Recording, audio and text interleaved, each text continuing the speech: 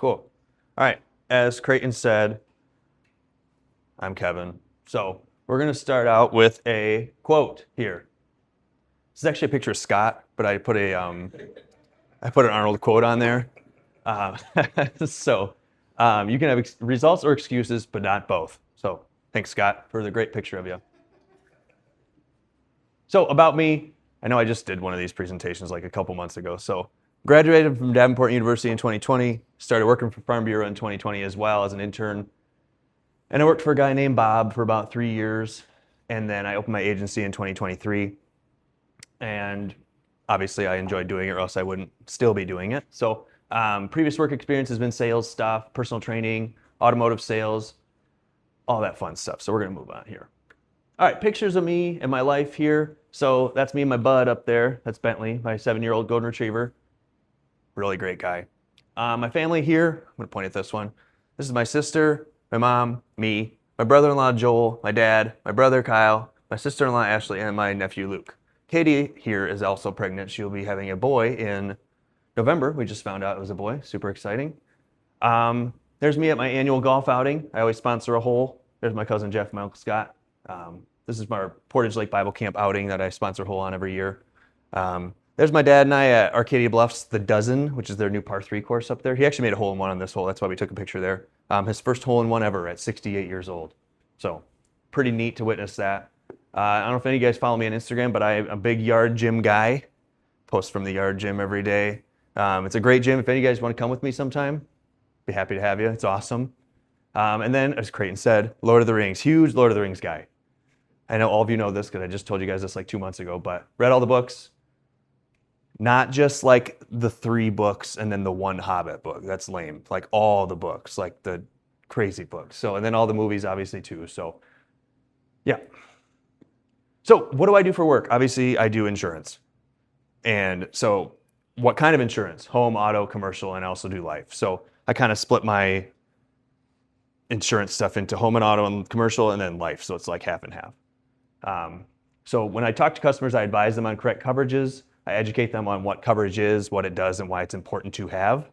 So that's pretty much what I do on a day-to-day basis with a customer. And you know, if any of you have met with me about insurance, that's what I do. I talk to you about your stuff. So common insurance questions I get, and most of them are about rates. So what determines a rate on a home or an auto? I have an example here in a second. And the other main question is, why did my rate go up? Oh my God, I want to pay so much little for so much more coverage. Whatever. So it could be a lot of things. Claims, such as like at-fault accidents, not like a tree fell on my car and I didn't know what happened, or I hit a deer, stuff like that. But stuff where you're at fault obviously makes your rate go up because it was your fault. And they'll think of you as a higher risk driver. Violations like DUIs, reckless driving, high speeding tickets.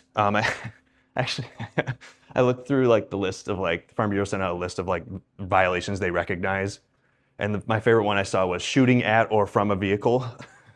Like that'll give you 7 eligibility points, and you got to go see Flo at Progressive to have insurance again.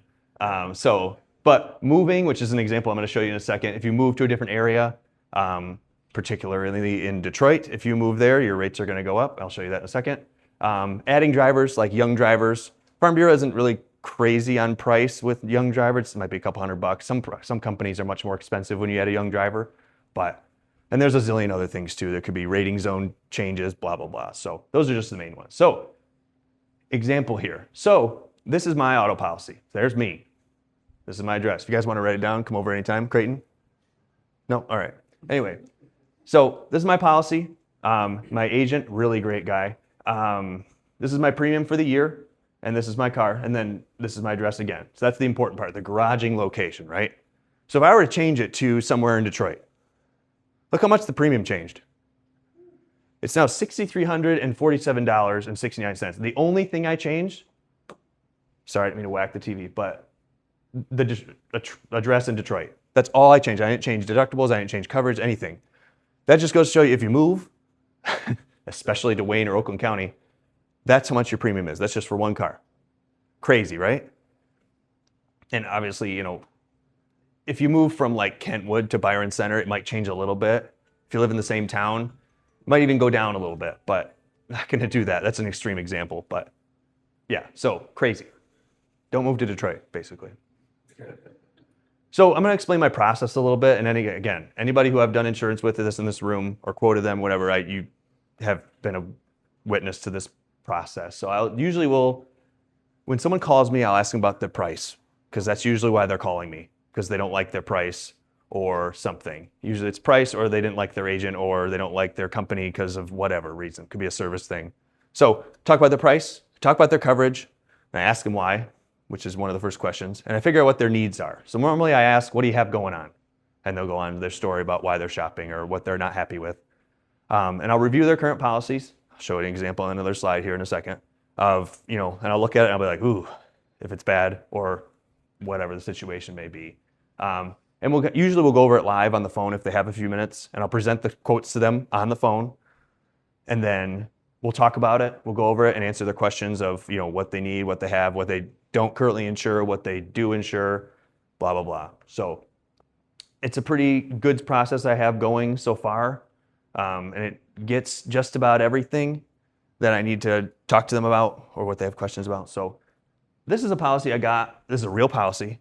I didn't put their name on there, obviously, but I got this on Memorial Day. So this is actually like not a good policy. So he sent this to me, and if we can see here, I don't know if you guys can see it, it says 5,100 right here on bodily injury liability. That's really bad. Like if you get in an accident with someone, they sue you, you have 50 grand from Liberty Bibbity here. That's it. So, and the state minimum is 250, 500. So you have to actually sign a form to have that low of liability limits in the state of Michigan. And most people will sign that and be like, oh, I didn't know I signed that. Yeah, you did. You signed it. So actually, I'm also just noticing this. Uninsured motorist has been rejected. That's not as big of a deal in Michigan because it's no fault. So each company pays their own claims. That's what no fault means. It's not anybody's fault. If you hit somebody, it's still your fault. But what that means is, let's say in a different state, an at-fault state, and I hit Creighton with my car and I have no insurance, and it's my fault. Creighton would then go after my company, but like, oh, I don't have a company. So that's when his company would step in and be like, all right, we got this. So if I had rejected this, he's SOL, which isn't good. So and then Stefan and I talk about this all the time here, the medical stuff, the PIP medical, they have $250 per person. Again, not good. You want to have unlimited here, unless you have some weird situation where your health insurance is amazing and blah, blah, blah, but unlimited is the only way to go. And these are all cost savings things that this person did. And this guy wanted me to save him money, and I was like, no, I cannot. So the deductibles aren't crazy. $1,000 collision's not insane. High, but not insane. But collision deductible is pretty standard. So what I told this guy when he wanted less, monthly premium, when it was like $200 a month, I was like, you know what? You're better off just like increasing coverages on your current policy and staying where you are than me trying to write anything for you. Because everything I do on this would be, I would increase this, I'd probably lower those, I'd add this. So everything I would just add. So it's no way I'm gonna be cheaper. So if your policy looks like this, come find me immediately, because this is not a good policy. You just have insurance, you're not insured. So yeah, that's pretty much all I have. Any questions? Yeah, you touched base on no-fault state. So how does that play out in the state of Michigan? That's a no-fault state.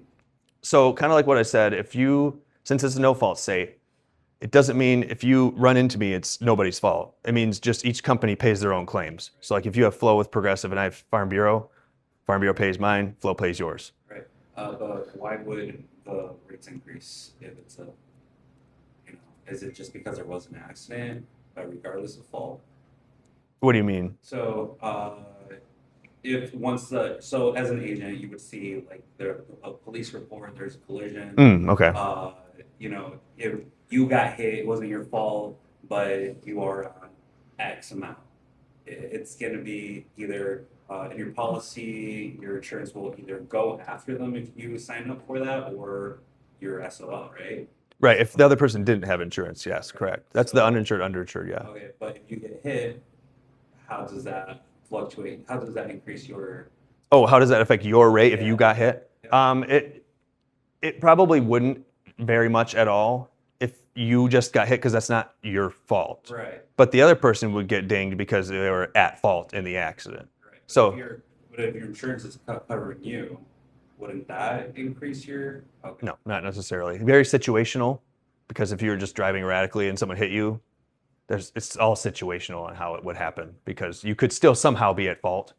But again, it's hard to say it's hard to say a blanket statement for every claim because they're all different. So I was heard, does one insurance, like if you're not at fault, does your insurance company go after the other insurance company for the money? they can, They can. especially in a liability situation if like you're suing them. They definitely could. I'm just saying you get in a car accident, it's not my fault, they caused $7,000 worth of damage. Is my insurance company gonna go after their insurance company to get the money? Again, they can, depending on how your coverage is. If you have PLPD, you can do a thing called a mini-tort where you can get up to $3,500 for your car since you don't have full coverage on it. But normally, no, because it's no fault, so we just pay your own claim, if that makes sense, if I'm answering your question right. You always hear bundle and save. Is it better with Farm Bureau 2 to get home and auto?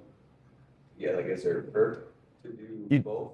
Yes, you can get a large discount for bundling them together. So, example, I did this the other day. I had an auto, and just for sake of the story, it was like $3,000 a year. And that was no bundle, no discount for having a renter's policy, what the person was. And the renter's policy was $350 a year, standard.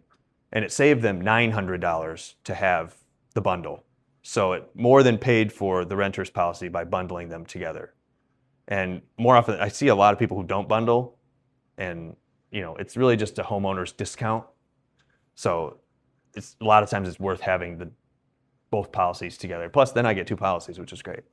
So as a salesman, that's fantastic. Anyone else? Perfect. What's the craziest